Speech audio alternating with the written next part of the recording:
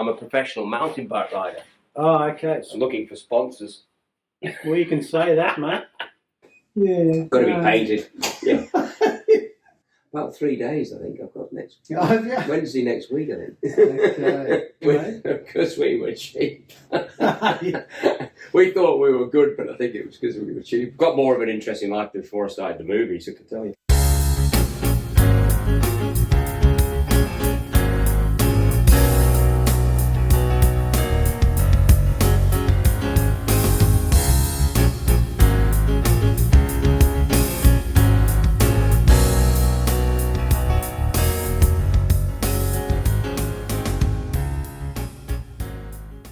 Hi, I'm Dave Duffin.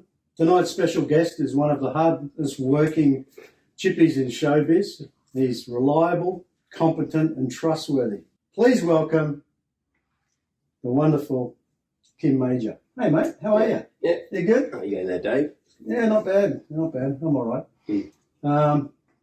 So Mauger, but it's spelled different. How's that? Because I'm used to the M-A-J. Yeah, it's a weird old thing from the Channel Islands back in the UK. It's just a weird spelling. It's quite a few people around the world with that name. A couple of famous rugby players, cousins I've got from New Zealand. So. Right. Oh, that's nice. So what are you working on now? I'm on Monarch, which is a bit of a Kong Godzilla TV show. Is it? Series thing. Yeah. Right. Just come into it, just wrapping up now. Where's that, mate? It's on the Gold Coast. You're right. Yeah, Okay. on the Gold Coast. And that's just wrapping up. It's just wrapping up. It's been a long run with a bit of a break, couple of breaks in the middle of it because they just need to get it all written. A lot of stuff to do. There's a lot of work in it, a lot more than me. What's the size crew on there? It's like probably well over 100 on 150 maybe on construction and. That's just plastering, construction. Paint, maybe probably more than that as well at one time. I'm not sure, probably even more. Yeah, right. A reasonably sized crew, yeah. So you live on the Gold Coast? Yeah, I've lived here since '88. That's a long time. Yeah, a long time. Yeah. What made you move? Where were you before '88? I'm a Kiwi actually, born in New Zealand, and I grew up in England. I think you're a Pom. Yeah. Isn't that crazy? No, but I've got the English accent. So yeah. You do? I've probably got more English mannerisms than Kiwi mannerisms because I went to school there. Wow. But I definitely don't think I'm really an Aussie. He is. He's an Aussie. I'm as Aussie as anybody comes. Really. Because you understand beer o'clock. Yeah. Right. Yeah. Oh, that's okay. My mistake. Sorry, mate. Sorry. But that accent's pretty strong. Is that from your father or what? No, my father's a Kiwi, so. Your father's a Kiwi? Yeah, he's a Kiwi. I think you've been fooling everyone for a while. I was born in Christchurch, so, and anyway, my father's a bigger story than mine. You got to tell us. I was going to get there anyway. Well, my father's a really famous speedway rider, and but not from England. No, he was born in New Zealand, and at 17, him and my mum got on the boat from Christchurch, or probably from Wellington or somewhere. I went to Southampton. My dad was going to be world speedway champion. He arrived there with his wife. My mum was 16. He was 17. They travelled over there in the 50s. And my mum was pregnant. They arrived in London and. Was that pregnant with you or your brother? No, I've got an older sister, so it was my older sister at the time. Oh, right. Yeah, and anyway, his story kept sort of rolled on from there. A bit of determination, and probably became the best speedway rider there's ever been. Wow, yeah, look it up, everybody. Yeah. What's his, Ivan? Ivan Mauger, yeah. Wow. That's sort of, that's my grounding in life, really. You'd be as proud of him as he's proud of you. Oh, yeah. Is he still alive? Oh, no, unfortunately, no. Unfortunately, he passed away a few years ago, yeah. Okay, right. Yeah, unfortunately, yes.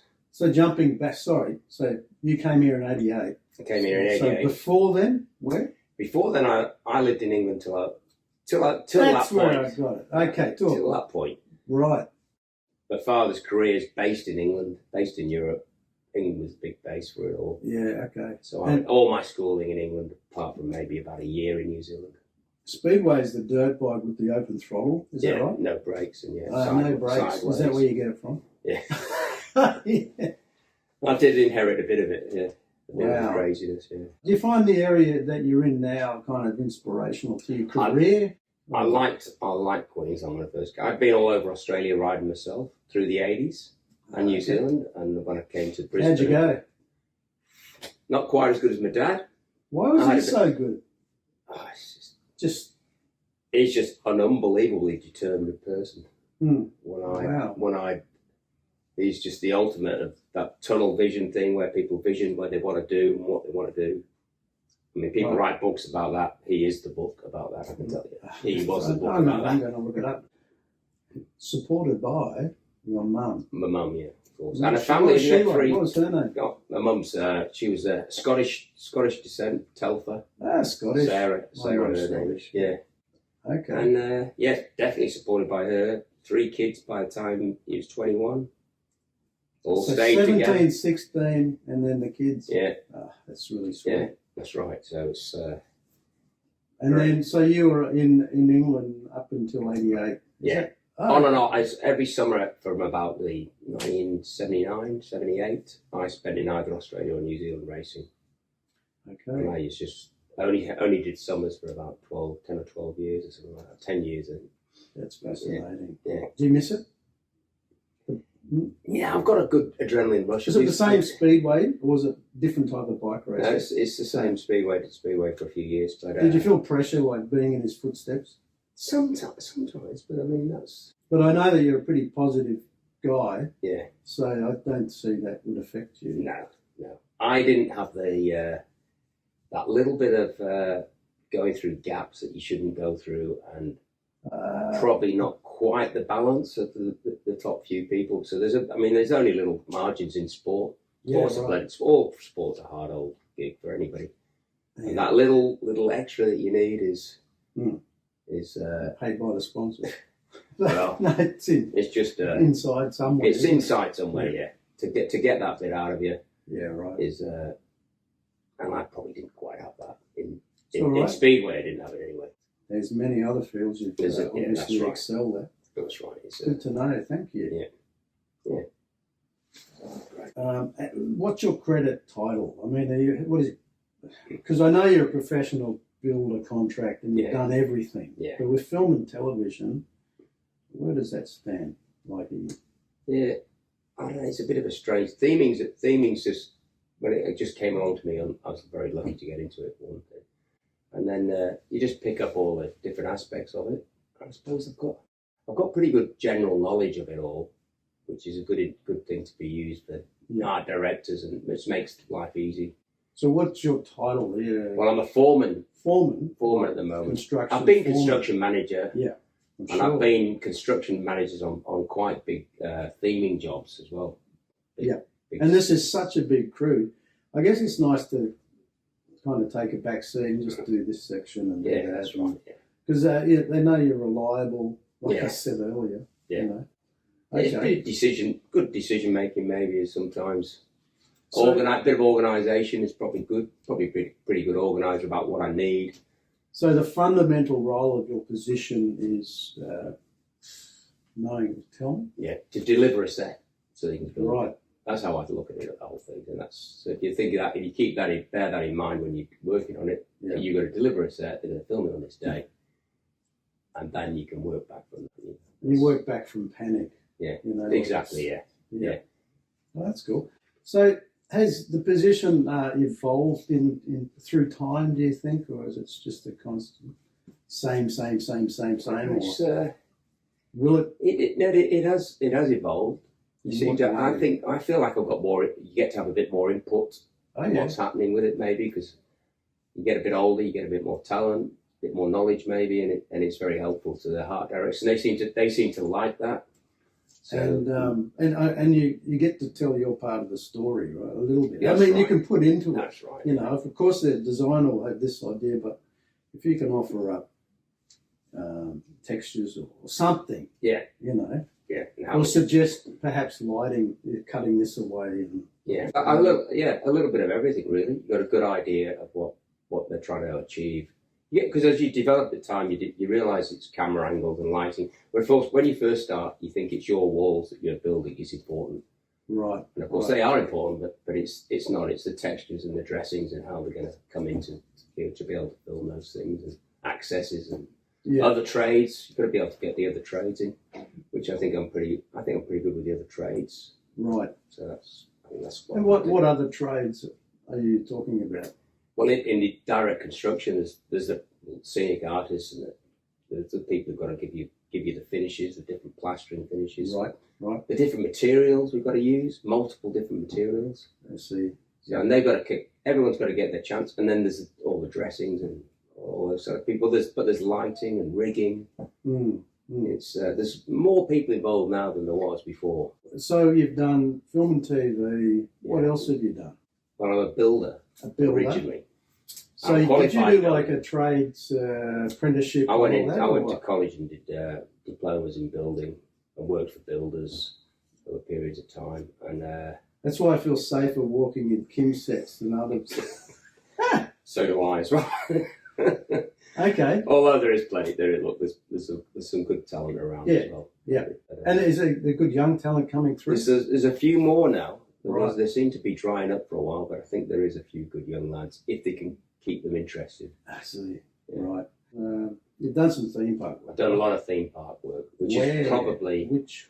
I started off on the Gold Coast. I just happened to get into the theme park on the Gold Coast. Were you involved building maybe well? Yeah, I was. Okay. Yeah. That's where we met, I think. Yeah.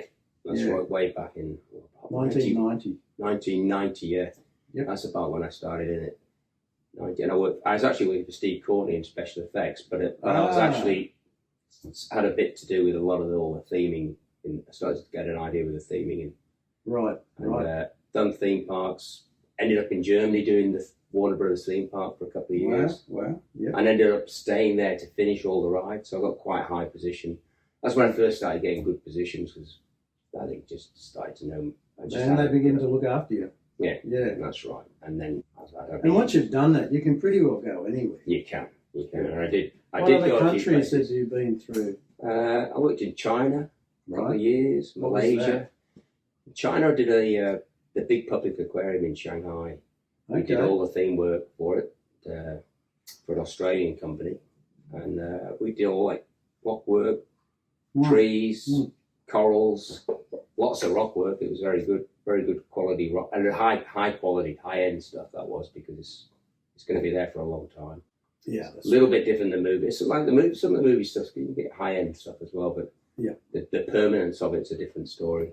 And I guess there's different materials and the knowledge must be. Yeah, that's right. It's just using the right. That's the experience. The right technical side of it. You do, yeah. That's right. And I know that films may take 12 months at max, but the theme parks will take 3 to 5 years sometimes. Yeah, I was a couple of years in Shanghai. Okay, where else? Malaysia? You said Malaysia? Yeah, Malaysia. I worked on just on a big movie over there, Anna and the King. Okay. Yeah, that's right.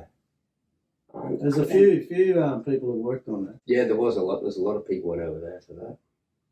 And then I did do few other little things like dinosaur shows and things like that. And I could have gone overseas quite a bit more, but my family at the point then, my daughter was getting a bit older, and I dropped back into just living on the Gold Coast. Okay. And were you doing more contract building? Started doing building houses, building my own houses, and doing some big renovations, office fit outs. Okay. Did quite a lot of stuff. Worked on high rises. Okay. Quite a lot of quite a diverse thing of things that I've done there. Quite good. Great. So we spoke about your mother and father. Let's talk about. Are you married? You're single? I've got a partner. I've had a partner for over 30 years. Yeah, wow. Same partner for over 30 years. Okay. Australian girl, so that's good. That's nice. Children? Got one daughter, who's 32 or something like now, 33. And what does she do? She qualified as a speech pathologist. Okay. But she's sort of, I suppose it's hard. She's going in more into the administration, higher up in some hospitals and stuff. She's living in Sydney at the moment, but she's pretty efficient at running a bunch of people as well. So she's headed down the track of probably. Well, she wants to be like a CEO of a general health area or something. Okay, you're right. And All she's right. probably She'll damn do it. sight cleverer than me, and probably will end up getting that sort of job. Yeah, that's great. Yeah. You must be proud of her. Yeah. And she was raised on the Gold Coast too. She's a so Gold, most yeah, likely. she's a Gold Coast girl. Spent 7 years in England, though, UK, giving her a good grounding for in London. That's nice. Mm.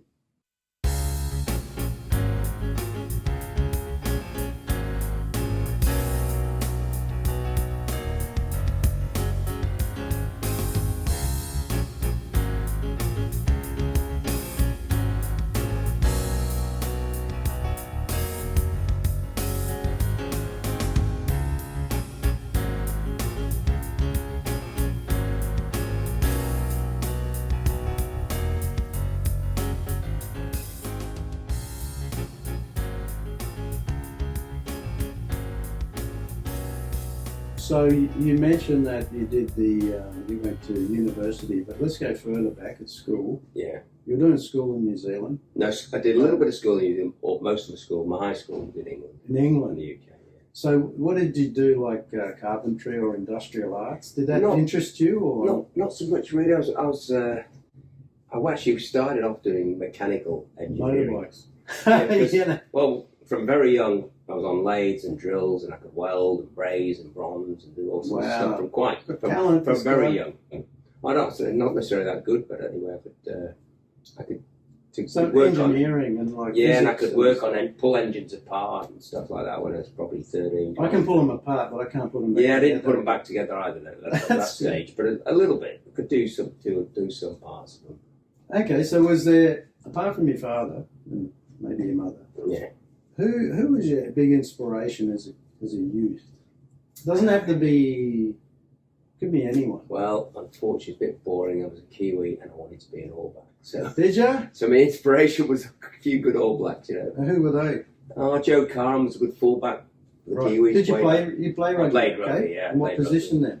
I was, Left, right, out. yeah, well, I was reasonably good, but of course, size is a big thing. No, I was Size is a breakaway. big thing, man. Yeah, I was breakaway forward initially, and then I didn't get big enough, so they pushed me out to the centres, and I was a winger and I was a fullback. Oh yeah, Because I had a bit of speed about me. quite but I didn't- lithe and Yeah. speedy. I was a bit speedy, so. And I mean, so tell me how the All Blacks going now? No, that's probably. Aren't they going all right? No, They always go. They're always going to go all right. They're It's not still, like Australia. Australia. Australia's coming- Australia were a lot better. I was very happy to see how good they were in the series over in Europe. Telling me. They were way better than people thought, so that was a very good thing to have. Good for rugby over here. Oh, that's good. Yeah. Were you in the north side, our island, or the south? On the South Island, it was So what's that like, Wellington now? Christchurch. Christchurch. Sorry, Christchurch. sorry. The Okay. mainland. Yeah, oh, right, right. Oh, that's interesting. So what was your first paying chippy job, if it wasn't on a film? My first paying construction. Construction job. Well, I went to when I was training I ended up doing a building diploma.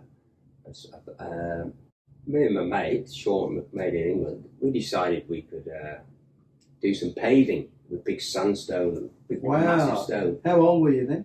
16, Okay, right, 16. and we just decided we could do it With someone- that lane because his neighbour needed a patio done. Oh, right. Or which a patio then in England is just like an area of paving really. Mm. And we just got some concrete, mixed it up by hand, put it down and sat this stone in and levelled it all up. And And it was good, eh? yeah, and the next neighbour goes, "Oh, I'd like one of those." Wow, that's And when we were about that's 17, motivating. oh, you're in the local village, it was 17, 18, we were, I know, we were just off and, And running. you remember how much because money we you were, made? because we were cheap. We thought we were good, but I think it was because we were cheap, of course. Yeah, right. And we were strong. You're strongly. You think you are strong. You're strong as anything at that age. My mate was pretty big as well. We just did So all how, the many, same. how big are we talking about? 500, 600 by 600 or? Oh yeah, 800 by massive 800? ones. Okay. And it's very interesting. The stone we laid Hmm. came from Manchester. Came from the old paved roads and paved pavements. Right. And some of it would have been mined in the Roman times. It was Holy cheap cow. as anything because they had so much of it. Okay. Of course, nowadays that would be worth a bloody fortune. fortune. Amazing. It was hundreds and hundreds of years old because it was being pulled up off the roads. Isn't that And there was like acres and acres of this stuff just stored out and the Pennines. They just didn't have anywhere for it, so they just had it stored there, and they were selling it. They sold it as cheap as anything. It's probably like the pyramid stone. It's just, this is really just cheap. We got tons of it. Not quite like that, but yeah. You know, a few centuries after that one, but this you look back and you go, that's amazing. That stuff would be worth a fortune. A really beautiful stone. I mean, this you can get different stone, but that stone in that area is York stone. It would have been York, what they call York stone, which is the north of England. Wow! And it's just got beautiful colours and textures in it. Okay. And we got in the end. Is that like a limestone or a granite? No, it's a sandstone. Still a little bit soft in a little bit, but lots of colour in it. Not the like a lot of Australian sandstones have been anemic. Right. But that's got really beautiful colours in it. Yeah, so fantastic. And we just got a name for doing it. And the next thing we were doing driveways, pavement, we're just doing so much of this stuff. That's great. Because we were cheap. He's not cheap anymore. No, not as cheap as that. I wouldn't be paying a mortgage with what we charged those days. That's great. Great story. Yeah, it's pretty interesting. Okay, so you enjoy what you do. You're enjoying the project. What times can a project bother you? What annoys you on a job? It's probably just the length of time you have to be on them sometimes. The length of hours. Right. And it can get a bit long. Okay. Maybe that's because I'm getting a bit older as well. But yeah, it just the hours is a big thing. Okay. Can you name some shows big shows you've worked on? Or shows you've enjoyed? Oh, way back. Probably Street Fighter was a very good one. Okay. Right. And I did a few movies of the week, which used to be these 10-week shows or 14-week shows. Way back. Right, okay. Is that for, who was that? Coote and Hayes Productions? They were Coote and Hayes, yeah. Yep. And do you remember who was designing on that? Was that Eugene back then? Yeah, Eugene. It was and Bill Booth. Eugene and Bill Booth. And I think John Parker was probably construction manager. He was probably construction manager on most of them. Oh, and they were pretty, I mean, they were just hey John, you're still around, mate? Yeah. I'm not sure if he is. I'm not sure. Yeah, he will. Yeah. His son works. His son's close by and works in a bit of construction stuff still. Oh, okay. Says, yeah, that's nice. So what? Any more? Like, can you just reel off some names? Oh, well. I mean, there's been all the superhero ones a bit more, Thor and all those sort of things. Okay, right. And you were kind of running your own kind of team for construction. Always get to build some sort of be given some sort of gig on it. I was on Elvis more recently and stuff. Wow, excellent. What did you do on Elvis so people know? I did a lot of. Can you? I did. I know you did. I built a lot of the Beale Street buildings. We built them. This because people want to know this. On Beale Street, I probably built nearly every building I built in the studios. We built them, stood them, and then they got sent out, and another gang of guys were standing them. Okay. So Beale Street was a pretty big thing, but I built Elvis's bedroom and did the big casino scene that they did, which was really good. And I ended up actually doing the opening scene. I had to go back and do some pickups. And I was in charge of all the pickups, and they did some pickups with an ambulance scene. Because you weren't walking the talk, man. Yeah. But I did that scene. That actually. Have you ever thought of acting? No. No. Just behind the sets, just keep it. Yeah, they do. Even the actors don't even impress me. It's not that side of it that impresses me. I'd like to work on something with a good script, and unfortunately, they're not always good scripts. Unfortunately, Any other shows you would have liked to have worked on that you've seen come across lately? I'm not really. Never ever thought about things like that. Okay. I'm always happy that I've done plenty of things. Yeah, right. I never really looked at something else at what someone else is doing, and I worried too much about that. Scheduling is very important, isn't it? In a project. It is really important, yeah. Have you ever been let down, or generally everybody pulls together and gets it done? They seem to be. You don't have to name names. I'm just saying, but it does happen, right? It does happen. We've had a few tight schedules, but I think I tend to look a little bit in advance of some of the other people. That's probably one of their better skills. I look at what's got to happen. Right. Right. But the spanner, things get thrown in. Spanners get thrown in the work. They're always asking for a bit more. And but probably on the scenic side of it, it's probably that you guys end up with that. We end up doing the last day, but you need 2 days after that. Exactly. And then the dresses. You probably get a bit screwed over. They get screwed over a bit more in some ways. Yeah, right. Because they don't give us enough time, and then I mean this has been something that's just an ongoing thing. But that's the challenge of your position. Yeah. Right. It's like, what the hell can we get finished? Yeah. In the amount of time, with the amount of money. Yeah. With the supply we have. That's right. Yeah. And you need, especially for the paint. I like to try and give as much to the paint as I can. Thank you. Yeah. And I can say from a long time ago, I got a lot of stuff pre-painted before that was what you did.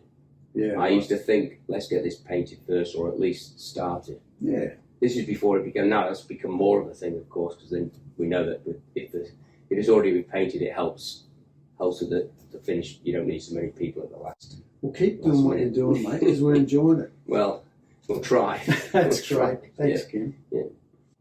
Okay, big budgets or small budgets? What do you prefer? You probably do have a bit of fun on small budgets, but the big budgets get the grandeur of the big sets, don't they? They're really and the best smoko, right? Yeah, maybe a little bit better catering, but I mean that's not everything. Probably the mix of it is probably good as well. Right. What's the drawback of a big budget show? Oh, it's got to be something. You can get a bit lost in it all, but I don't know, because normally I just get one element anyway, so it's my element. I've still got to deliver that part of it, or help deliver that part of it, right, with a group of people. So okay. but you can get to start getting thrown around. Mm. I've been in the position with if you get a couple of good guys in your gang, you'll end up finishing everyone else's sets.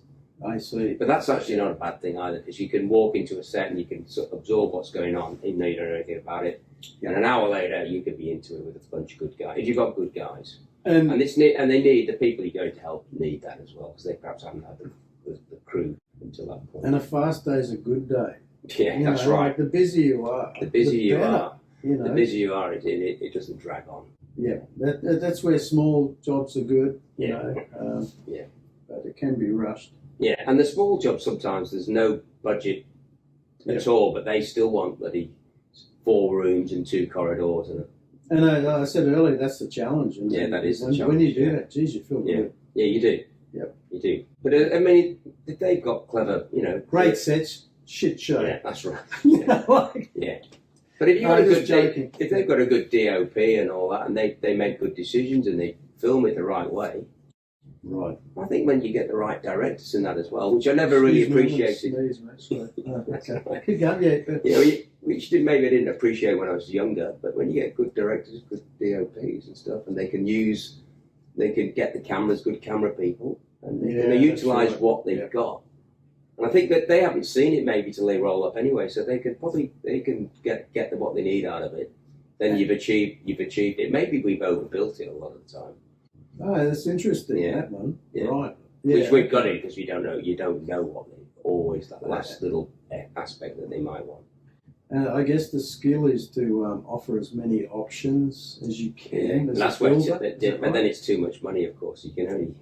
Yeah, but like in the amount of time, that's right. Because you're good at what you do, you know how to offer the options. Yeah. And which is what people want. Yeah, that's right. And I do look at that sometimes if we got the time. If they're squeezing us too much, you might not be able to give them what they've got. Can you name a few designers and art directors that you've had fun working with? More recently, I've had fun with Nancy's been good. Nancy, she's great. Yeah, Nancy Dentisi. She's been mentioned a few times. She's pretty efficient at things. Right. Yeah. Which is quite good because then you know where you stand with a lot of stuff. That helps. Bill Booth, of course, is good. Bill Booth's been great. Never stop, mate. Never stop. Eugene, who's no longer with us, unfortunately, he was always good as well. Those days, they designed a lot of sets to suit what we had, the materials and everything. And Jacinta, who's moved on, moved up. Yeah. She's like moved up, but she was very good. I remember when she was just the drafts. Me too. And she was so good because you could just take her plan and it was easy. I remember her walking through the studio, always with a camera. She was into making films as well. Yeah, she was. Yeah. And she's done a lot of those things of the project. She should set that camera up with a time lapse of she's done that on a few, and it's really good. Really good. Yeah. Any others?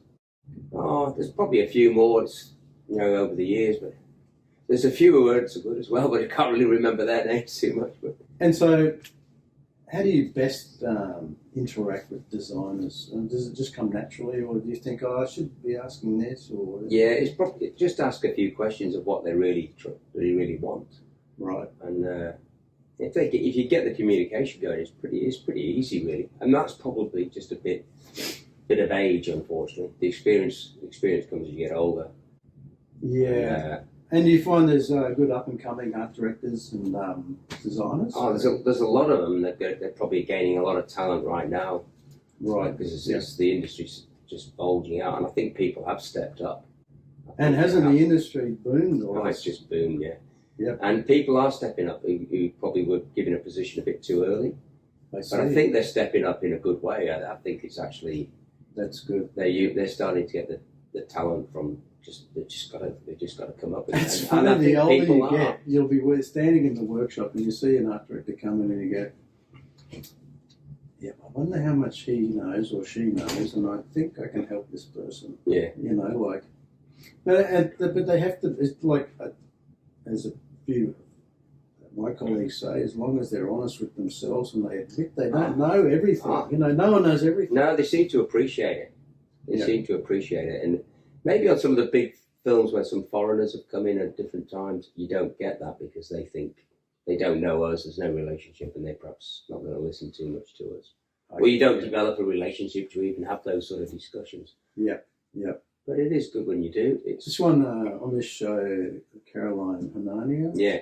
She loves to give information, Yeah, she's been great. And I think she's got good ideas in her head about what she wants and knows as well. So that's good because then if you can absorb a bit of that, you're halfway there because that's what we want to do.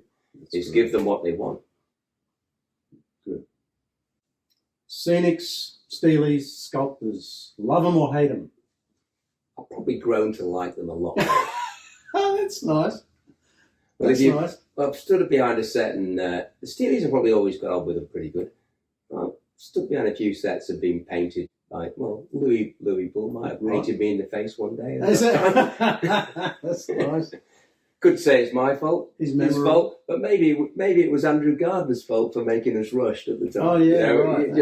I don't think it was really either of us fault because you shouldn't have to be working on both sides of a set. I hope it was. Was it with an airless or a it would have been an flogger probably. Yeah. And of course, some scenics may have managed to paint all my new tools the day I got them for some reason, but I mean that just seems to be that's perhaps the new tools' fault.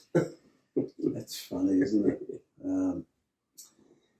At least I know they're mine. Well, that's good. I mean, but like it is. I mean, the film games it's a small world. And those old days when we were maybe knocking one show out a week for a series, there'd be one show a week. That's how it used to be. You get the designers are designing next week, but then we're building for the one designer 1 week. That's right. Yeah. And so in 1 week you're building like a cowboy town. Crazy. And, got to be painted.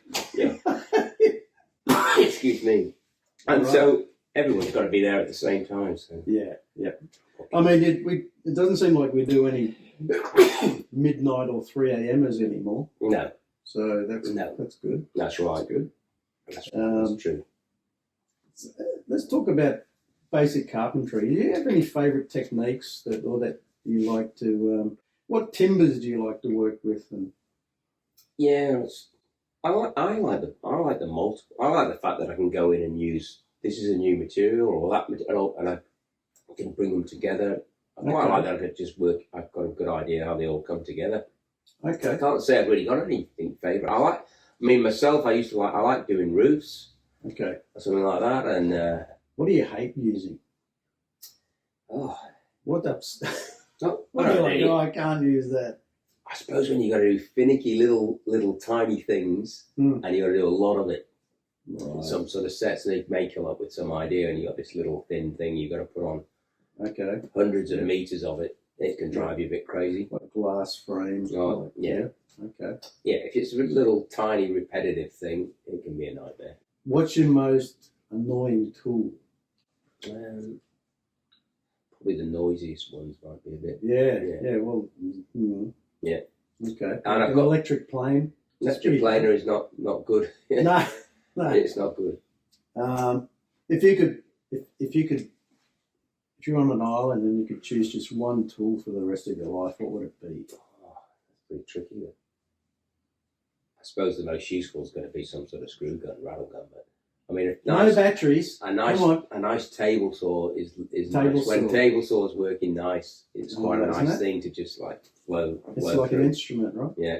A really nice drop saw when it's perfect and everything's going good on it. It's nice as well. Okay.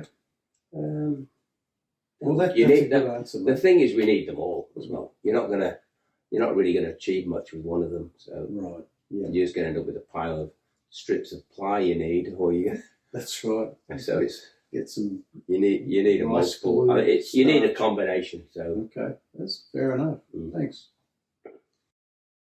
So we're talking about the materials. yeah. Do you find the supply industry's improved a lot? Or how We- could it improve? Well, we seem to have gone to a lot of multiple amounts of materials, but as far as timber's concerned, it's probably not as good. Okay. We seem to be able to get timber very, very easily. It's not too bad at the moment. Seems to have managed to. All I see are like Bunnings everywhere, and Yeah. Are there? Do we ever use little hardware stores anymore? They're gone. Yeah. Yeah. In fact, one of my nephews lost his hardware as Bunnings got parked next to it. Oh, no. So yeah, it's definitely with no thought to the fact that they had the hardware had been there for 30 years.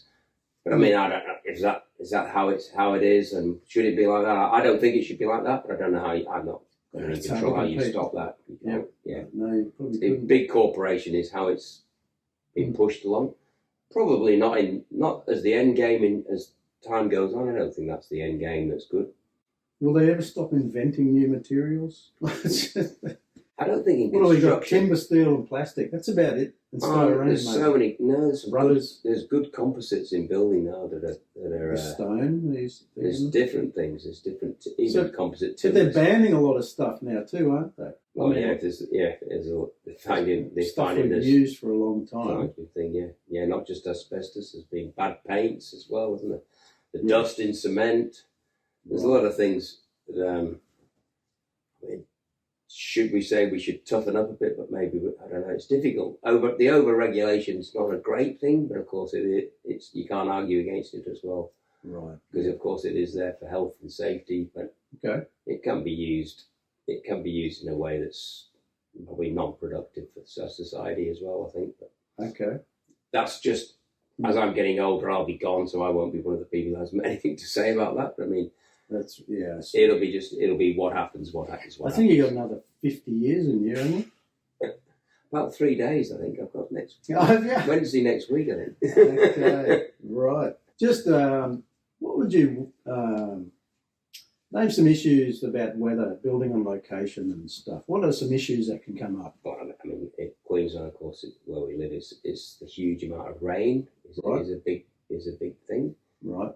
and unlucky they have a great way of choosing. They see a place, of course, and they don't think it's going to rain, and then we've had over the years, every third or fourth year, you have these bad rain events that do cause a bit of problems. I think I've seen them building on low level land like Yeah. these days. There Houses is, and that. there is some low level building.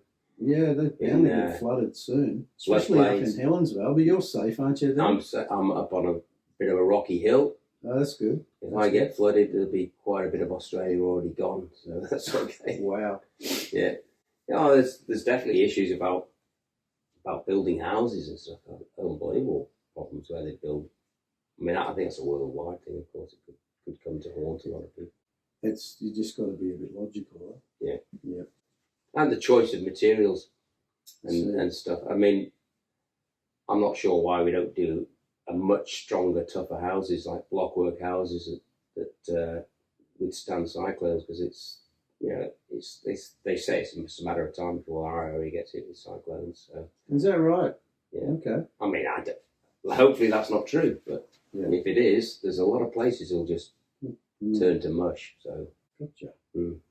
Good warnings from Kym Mauger. I built 2 spec houses out of block Right. on the one on the Gold Coast and one up near Brisbane. And if there's ever a cyclone, I could take you to 2 houses that'll probably still be there. Oh, that's good. Yeah. Good. I did see this program about instead of the guy building a cement block, he did the old traditional limestone, Yeah, and it unfortunately he did it just before winter, yeah, so it didn't go off for like 4 to 6 months Oh, before yeah. he could build on it. yeah, But that was in the British Isles. So. yeah. That's right. Yeah. But you wouldn't use anything like that here, would you? No, No. no. Well, it's what's available as well, cost wise and things like that. Yeah. Right. Okay. There's certainly some good choices you could make if you were building a house, especially the amount of people that they pay to build. Okay. I think people could build I- a lot better. What's your favourite type of architecture? Ooh. Because what do we have in Australia? The bullnose, the old styles, and then we have the Victorian. Yeah, Anything like grab your if you were to build something? I like the old. There's a lot of old cottages in England. I've always liked the cottages and stuff. Even a lot of Tudor stuff as well. Ah, right.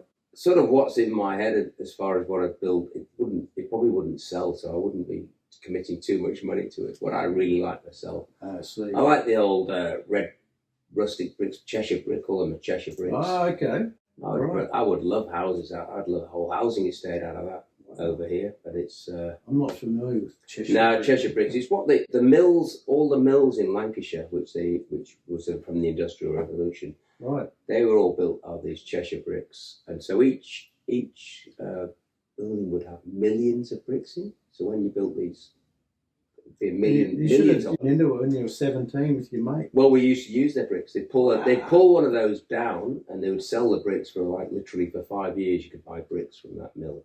You should have gotten into it when you were 17 with your mate. Well, we used to use their bricks. They'd pull one of those down, and they would sell the bricks for literally for 5 years. You could buy bricks from that mill. And they I were mean, all cheap, safe. good price. Yeah, good, really cheap. Yeah, and they'd actually build whole housing estates out of See, used right. bricks. Wow, that's And, fascinating. it's got a lot of character in the colours, and I'm going to check it out. yeah, old Put a Cheshires. picture up. Old Cheshires. Cool.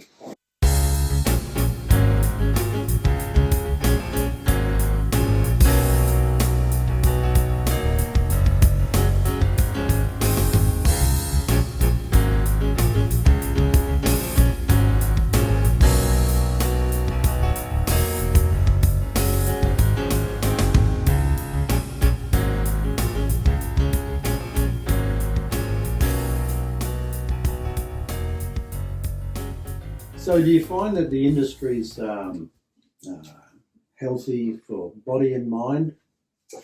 It's just the hours is the thing. Yeah, it is. It is pretty good, pretty stimulating. Probably better. I mean, I've worked out in the real world quite a bit, and it's probably a bit more fun. Okay. It's a lot more fun really than working out for clients, building decks and pergolas and houses and extensions. When bathrooms and stuff. were you working as a freelance or do you have a company when you do that kind of work? Yeah. I've probably been I was self-employed at 16, Right. and I've been self-employed a lot of my career. Okay. Apart from when you work for the studio, the movies, of course, you end up contracting straight directly to them. It's easy with tax and all that It is, stuff. yeah. It's just the way the system is. That's how it is. And how has the industry affected the film and television industry? How has that affected your home life? Has it? Not really. It's probably because I live very close to the studios. Generally, even though it's a lot of hours, probably a lot better off than a lot of people. That's right. Yeah, Yeah. because I save a lot of time there. But it is too many hours. It is too many. Yeah. When I worked contracting, a lot of times we just do 7 or 8 hours maximum every day. You probably wouldn't do 40 hours in a week when I'd be building for myself. Oh, yeah, you'd be doing a lot more, right? Wouldn't you? No, I did less. No, I did less. Ah, okay. Oh, is that right? Yeah, I thought, did oh, less. well, you must be, No, because you must be good at it. No. Because I was doing a lot at more. 2 o'clock, you've just got to decide, have you earned enough money? And if you have, it's very easy to say, well, we're going home. Oh, that's nice. And let's start again tomorrow. Okay, so how do you find the industry today? Has it improved? And could it improve? How could it improve? It's probably a difficult thing to do because it's sort of a management by crises thing. I see. In a way, right. I think, Okay. in the way I look at it. And I don't think it can be much different than that. It's difficult because as each project comes in, they've then got to grasp the resources that they need for that project. And that's not known until that point of time, of course. So it's like, can you give people a permanent job? Can you make people 9 to 5 that can just keep going for the next 20 years? You can do that. It's probably not going to work. It doesn't work like that. And I don't know how it would work like that. Do you think it takes a special kind of personality to? It probably does. You need to be able to deal with that. Carpenters are lucky because good carpenters, if they need to keep working, can jump into something else for a week or 2 weeks or a year. Yeah, and go away and come back to it. Some of the other trades is probably a lot harder to do than that. Okay. But it depends how hard you want to work. I mean, I used to, when I finished a movie, I'd just walk into surfers and start walking onto building sites. And on Monday, I've got a job. Wow. That was, I mean, maybe you can't do that as easily, but if I wanted a job, I had a job. That's away. good, mate. Well done. Yeah, well, yeah, that was you got a mortgage, you got to get a job. Yeah. Simple as that. That's it. And that's what I did. So, do you think the health and safety has improved? It probably has, yeah. On the film and television? Yeah, the regulation of it's got a bit tricky and a bit hard as well, but they're definitely looking out for the guys a bit more. The machinery's so much better. Right. And of course, you don't have to physically do what we did have to do, and they're probably right as well. I mean, physically, we moved a lot of things. Yeah, okay. Without machinery. Right. Yes. At the time. I mean, now it's so much easier, that side of it. And I think that's just what people expect as well. And so probably so they should as well. Yeah, okay.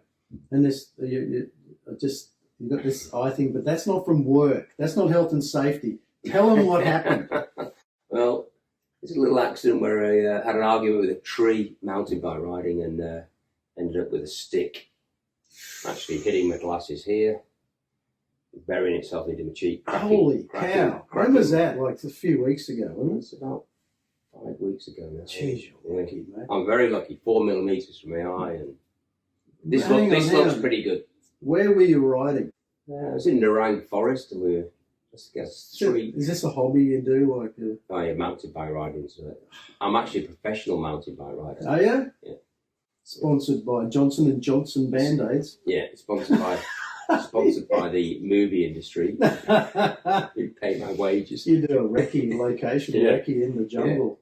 Yeah. Wow. Yeah. I'm in the top couple of million people in Australia at mountain bike riding in Britain, so I've got a ranking. Oh, my brother-in-law, he loves it. And it's good for great for your health. Oh, it's brilliant. I mean, that's just... I mean, I prefer going downhill than uphill. Yeah.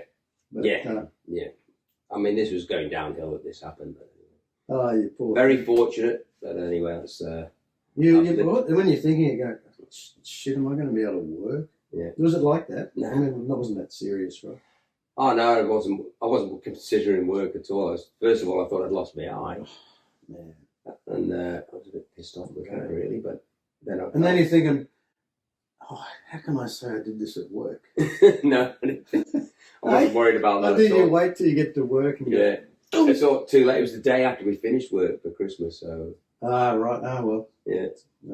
You're lucky, mate. Big pieces of timber hanging out. I think when you get injured, the worst part is waiting for it to turn the corner and start getting better. Yeah. Yeah? Yeah. Oh, man. I was happy anyway, because once I realised it hadn't hit my eye, I was actually quite... And did your partner just hit the roof? No, I've raced motorbikes my whole life. Yeah? Okay. She's been to a few hospitals and waited around for me. So are you married? I don't think she or you've got a enjoys partner? that. You're married? Not married, Not no, married, but okay. we've been together for No, that's 30 lovely. years. Can I ask what her name is? Cheryl, yeah, Cheryl, yeah. Cheryl. Yeah. Hey, Cheryl. Hey, you must have hit the roof, I tell you. No. No, okay. No, she did pretty good, really. Oh, I that's, think she's just been accepted well, I mean, accepted. apart from that, you've in pretty good physical shape. It keeps me fit, which of course is a good thing. And happy. Yeah, and You've happy. got to exercise. And happy, yeah. See, that's where the youth and the rugby and the exercise and all Yeah. that, that's really You've got to have nice. endorphins going on. in your Exactly. life, yeah. Good to know. It's very good for anybody. Could you describe perhaps the most profound moment in your career, whether it's a stepping stone or sliding doors? What really meant something to you that you thought, wow, I'm here, I'm in this, or I'm going to be in this? Yeah, it was probably when I went to Germany in the theme parks. I've done a little bit of work in the movies, learned quite a bit about techniques to come up with sort of different types of theming. And when I went to Germany, there was good opportunities there where there seemed to be people not knowing quite how we were going to achieve certain things.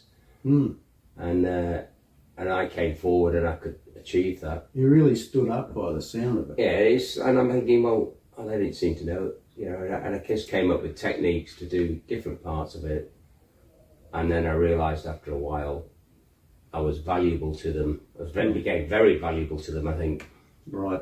And then you do realise after a while, That's really nice. I'm organising this, I've got this done. How long ago was that? That was in about 95. Okay, and then what are we, 30 years later, mate? Yeah. That's yeah. good. Yeah. Wow. You must be really proud of yourself. I don't think it's unbelievably clever what I do, but I don't waste my knowledge, I don't waste my talent, and I don't waste my time on going the wrong direction.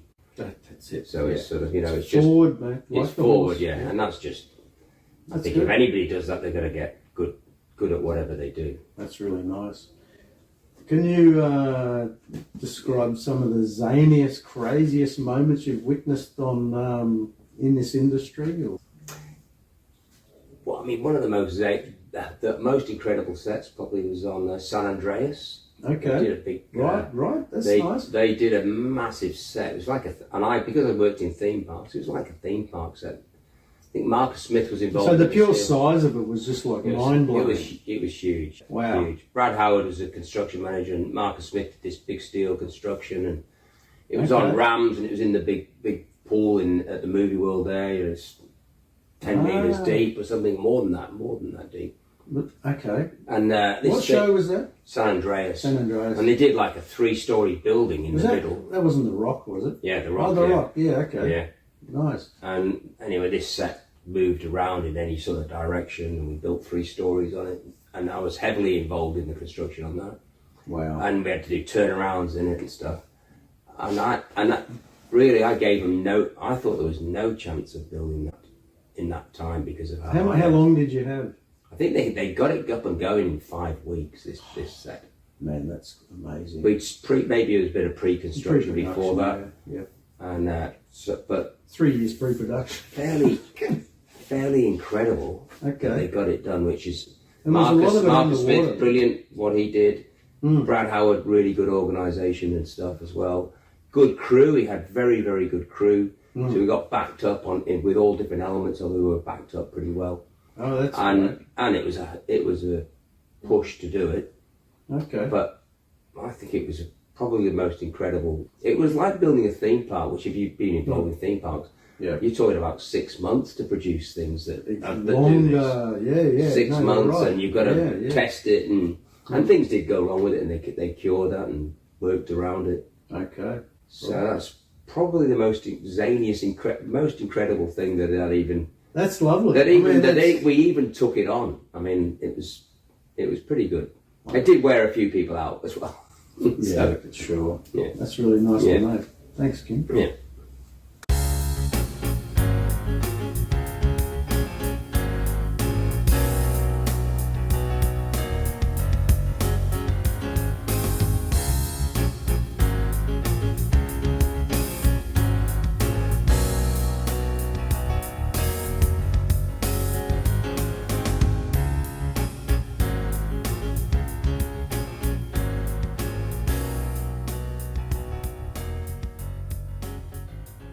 Okay, I'll need my glasses for this.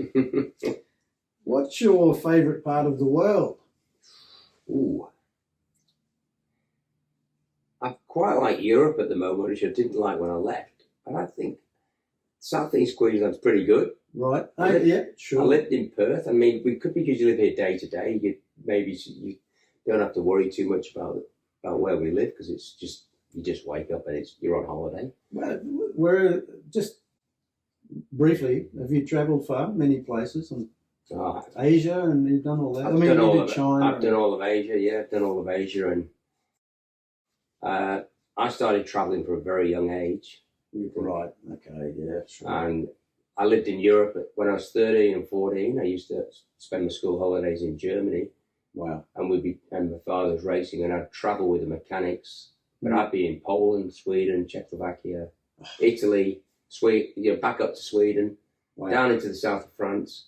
Amazing. And I stayed there for 6 weeks, So good. and I did that year after year. That's why you get such a broad mind. Yeah. Know, like, I travelled like a phenomenal amount, and it was very, very lucky. So at this stage, it's Queensland. And I'd been all over the world, and I chose Queensland to live. Wow, that's nice. So it's the way of life. I mean, it was. I would say it was better then. Of course, people say that. I mean, that's just because I'm old. Maybe I'm saying that. You know, I think it was better then, with maybe a lot easier to travel around. Yeah, I Not guess so many sets of lights, but I mean, that's, you can't stop progress of another 500,000 people wanting to come and live here. And I can understand another 2 million people wanting to come and live in this area of the world. Okay. Wow. So it could easily become 10 million people between here and Sunshine Coast. Yeah. Right. In whatever 50 years or whatever. Yes. And you can understand they're all why. moving up, mate. You can understand why as well. Yeah. Sure. I don't like the cold, so Okay. I don't want to live in Melbourne.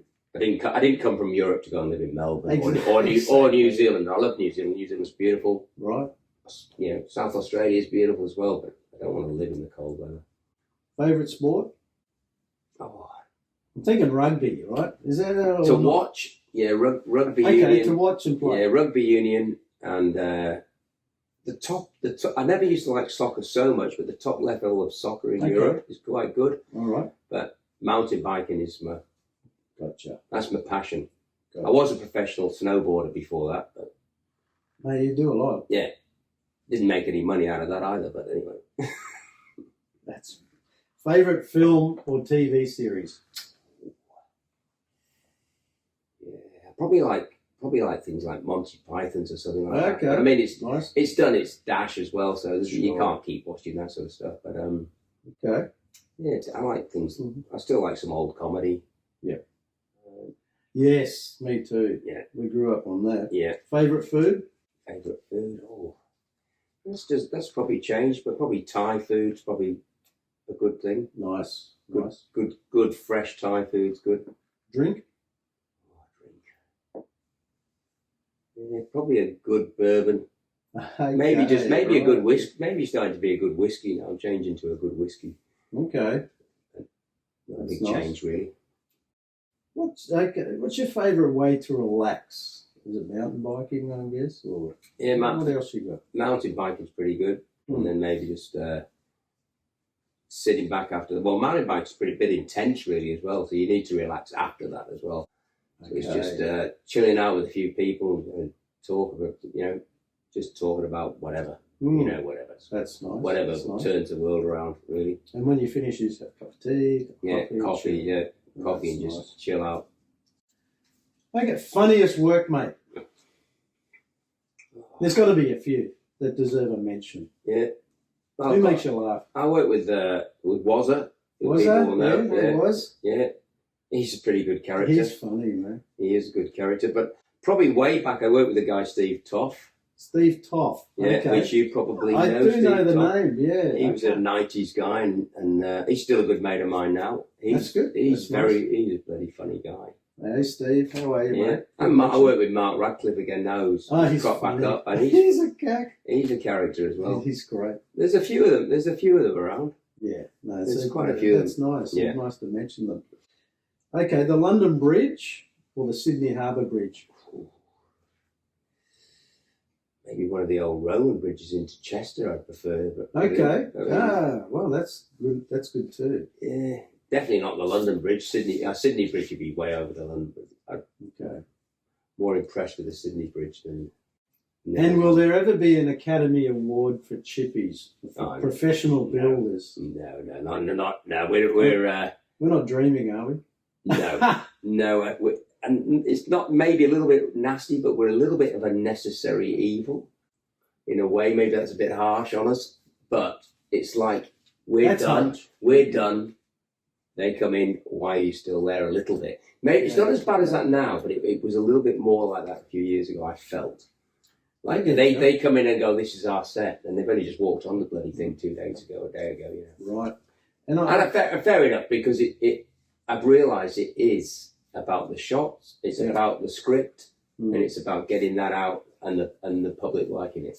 It is that as well. That's right. Oh, that's nice. I know we've helped them, but it is film that actor. No, that's right. But if they're not saying good words and it ain't getting filmed right, well, the whole lot's just. And if you know the production designer wins an award, it's good kudos to the whole construction. That's right. Yeah. Of course, we've helped them. Couldn't do it without us. No, they couldn't do it without us. That's true. And but I don't think we're the most essential part. Yep. I used to think more that we were, but I realised that if it's movies need to have good scripts. They need to be filmed well. The DOP, they've all got to be good. And I think when you stand by sometimes and you see them doing that well, you can see the talent in that. That takes a few years maybe to see that. Have you you've done some standby? Yeah, I've done standby. You enjoy it? Yeah. Because most people think man, only I like doing it on maybe the sets that I've been involved in. Okay. I don't do it anymore. It's just pretty hard actually when you know. So you've been on standby. Any don't want to blow the horn, but any actors that you've enjoyed watching doing this craft? I watched on Street Fighter, which of course was pretty a rubbishy type of acting movie, let's say. Yes. Which unfortunately, but I did watch Jean-Claude. I watched Jean-Claude. Let's just say not the best, but anyway, I watched Kylie. Doing some little scenes, probably not bad, not good scripts or anything. And I watched her just asked to be done something, just do it, nail it, and it's done. Right. And you've seen the profession in that which of course she got from the repetitive things that she'd done earlier. It's Kylie Minogue from Neighbours. Yeah, and she just, so you see someone like that, you see, well, there's talent. Not that I enjoyed that scene or anything like that. But I heard a story that Jean-Claude Van Damme got out of his tank and he said he was supposed to say you are all under arrest, but it sounded like he said you are all undressed. Is that right? I've got stories about him as well, but let's leave Jean-Claude. He's successful. No, good on him. So, he's all right. He's good. Not the best to watch, but Okay, well that's fascinating. Yeah. And I just want to touch on that. There seems to be, which is fantastic, a lot more women in the industry. Yeah. Do you find that? Yeah, there's a hell of a lot more. Yeah. I mean, lately I've been interviewing guy after guy after guy. Did Tina Bull last night. Got to do some more. Really looking forward to doing some more women. Yeah, there's some very hard workers, which is what you want. You want to work alongside people. Like I said before, if you're using all your abilities, nobody can be. You're going to improve. If you're not using your abilities and you're very clever, well, that's in the end, you don't want to work with people who aren't using everything they've got. Right. If you could choose another role in the industry, what would it be? I had ideas of being a stunter years ago because I've got that sort of adrenaline. Yeah, okay. But it was a bit of maybe it was a little bit closed shop in a way, but there's probably not a lot to do when I first started.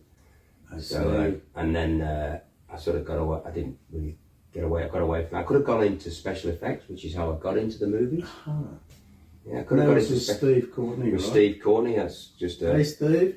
Yeah, he's a good lad. I want to get you on this couch soon. Yes, a very, very, very professional guy. Steve Courtney as well. Very, very professional. Yeah, and probably could have stayed along with him if I'd really wanted to, because I got on with him pretty good. Yeah. Which would have involved me taking maybe changing my skill set a little bit here and there, Right. which is Right. Okay. So stunty, that's good. What about another profession entirely? Any thoughts? oh, well, if I was clever enough, I'd love to be a surgeon. Wow. If I was clever enough. And I think if you can make a bit of a difference to a lot of people, But the to quality me, of life. oh, that's really wonderful. If you can make something different to somebody else, it'd be great to be able to. I think if you could just I say, can look, imagine I you as did a that to doctor. that person, and they're better. I think that'd be great. That It'd be would great feeling. great. I'd feel great if I could do that. This is what I want my daughters to become. Yeah. You know. Yeah. And anything else is fine. Yeah. I got Sarah Snell did my scar surgeon. So, would you encourage someone to become a construction professional? Oh, yeah, I think it's probably. I don't know I'm not an expert on how this AI thing's going to go on, but I think it's probably a good thing. Right. Maybe I'm wrong. We're not going to be needed as well, but I think construction people are going to be needed. Yeah, that's right. And even quite clever people. We need some quite clever people to do it. That's what you need. Okay, so you believe that the position won't become obsolete in the future, I don't which is think good. so, no. Okay. Well, we thought when these green screens and blue screens came out in the 90s quite a bit, that they wouldn't need us. Yes. And of course, as we all found out, they actually seem to need more of us, because the details there in this high definition.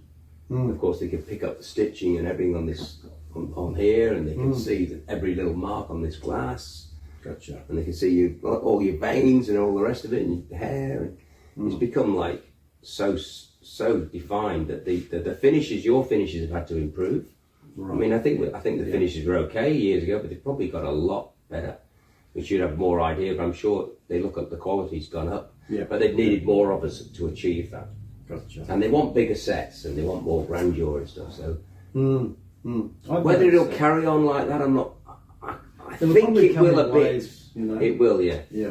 It will. They'll. It was nice to see reality take a back seat. Yeah. And film and props and sets come back Yeah. in more Yeah, that's right. over the last 15, 10 Yeah, years. that's right. I mean, mate, look, obviously, if you've got a film that needs a lot of locations, we're not as necessary. Right. But there's still other trades, other people are needed there as well. Okay. What would be the best advice you would give an up and coming professional chippy? Just look at your best attributes as well. Whether if you want to be a chippy, because there's other fields as well. There's a lot of lighting and things like that. There's some other fields that could possibly be better if you can see yourself in those. Yeah, sure. But if you like constructing, yeah, it's a little bit. We get to play a little bit, which is good for the soul. Okay. That's very. So get your hands dirty, play, Yeah. ask questions. Yeah. Whereas in the real world, you've got a client and you've got a definite thing, and you get down to this meterage thing. You got to do 100 meters, that 20 meters, whatever it is you've got to do. Gotcha. And it can become, even if it's quite good, even if it's quite well paid, it can become mundane, and it's to the level that a certain client might want. Gotcha. So, Nice. Okay. Thanks, Kym. So what does the future hold for Kym Mauger? yeah, well, as the industry's like reaching a bit of a peak, which is probably a really good time to be involved in it. I'm probably retiring fairly soon. Yeah. I've got a time. You know, I mean, I know you've got Ray Pedler. It's just Ray, yes. complete exception to this whole rule, but I think I've got to spend a bit of time doing some other things. I've got plenty of things I want to do as well. What else do you want to do?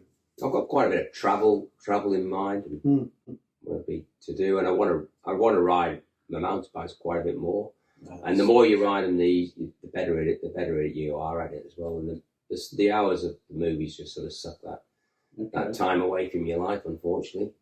So you built your house and you're very happy there, and you're not going to be moving anywhere. You're just happy. Well, I quite like it here, but I might end up living down in a unit on the water somewhere, maybe. Okay. Or Brisbane. I'm not sure. Sort of. So whatever it is, you'll be busy. Yeah. I've got units. I've got properties I can work on and renovate, and I might end up building some duplexes. And I've got plenty to do. Nice. If I want to do it, I just got to watch it. I don't take on too much, and then get rid of it, lose my time again. Well, that's what you got to look at. Yeah, that's great. Okay, that's good. So this is, I need my glasses again, but in one word, describe these people. One or a few words. All right. Okay. Yeah. Jamie Gardner. Guy, very, very clever guy. Okay. Greg Hyde. Yeah, very exceptionally clever guy as well. Yeah, he's driven. A driven person, Driven. I think. Okay. John Parker. Speaking of John. Yeah, John was. He was great construction manager to work for. That's nice. Mick Verbeek. Mick Verbeek, yeah, he's another knowledgeable guy who's got good knowledge of a lot of products and stuff as well, which is good. Okay. Andrew Gardner. Yeah, he's a bit different construction manager than the others. Probably a bit. Just let's say he's a bit different. Okay. He achieves the final outcome. Nice. Louis Ball. Louis, well, he's the character, and he's one of the characters of life. Did you work with John Rand? I did work with John a little bit, yeah. Yep. I didn't really have a lot to do with John on those things. You know, he was a bit more in the office, but. Okay. Dick Simmons. Oh, Dick, yeah. He started me really the top end of my career. He helped me out. Okay, right. Eddie Hopton. Eddie. There's a few more. Another character. Is lovely guy. Hans Verbeek. Yeah. Hans, yeah. Another. Hey Hans, we miss you. Yeah. I mean, we do miss him, and he was a great bloke to have around as well, and a long-lived worker as well. Yeah, that's right. He's he's a bit of an institution. Yeah. A few more. Mick Owen. Mick Owen, yeah, he's a great character from a long time back as well. He is a character for sure. Lee Philby. Lee's a new one. I don't really know him a whole lot, but he's starting to enjoy it. Fun to work with all these guys. He's good as well, yeah. Steve Sanderson. I never really, even though I worked under his companies a couple of times, I didn't really know him. Okay, all right. I think I only met him. I met him once or twice, but I didn't really know him. Okay. And last one, Mark Radcliffe. Oh, Mark, yeah. Well, I've been involved with Mark for long. He was my partner with building for a while. Is that right? Yeah, we worked together for 4 or 5 years as builders. Okay.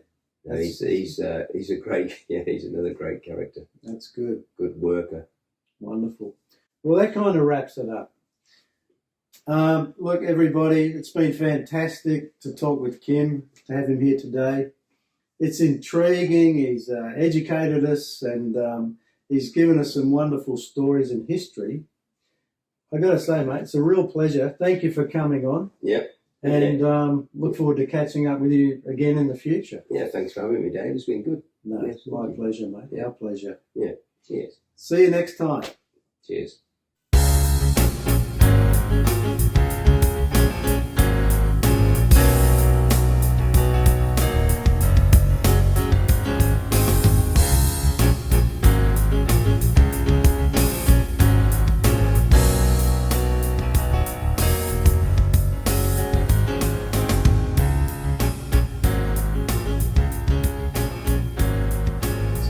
By Johnson & Johnson Band-Aids. Yeah, sponsored by the movie industry. Who pay my wages.